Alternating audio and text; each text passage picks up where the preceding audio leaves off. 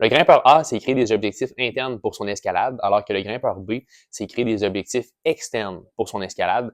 Donc, je vais te montrer quelques exemples pour que tu puisses comparer et comprendre un petit peu comment ça fonctionne. Puis après ça, te poser la question, c'est quoi qui est meilleur pour ta grimpe. 1, tu ressens vraiment une joie à décortiquer et à réussir un bloc ou une voie par toi-même.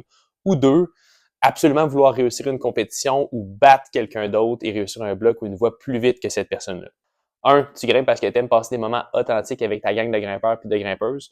Ou 2, tu grimpes parce que tu recherches la validation des autres sur les fameux réseaux sociaux. 1, tu grimpes parce que tu ressens vraiment le flow, le moment présent quand tu fais de l'escalade.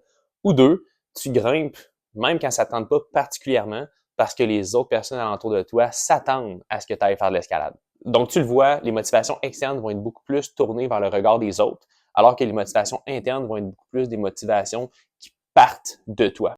C'est correct d'avoir des objectifs externes par moment, puis la clé, elle est vraiment là, c'est que c'est par moment.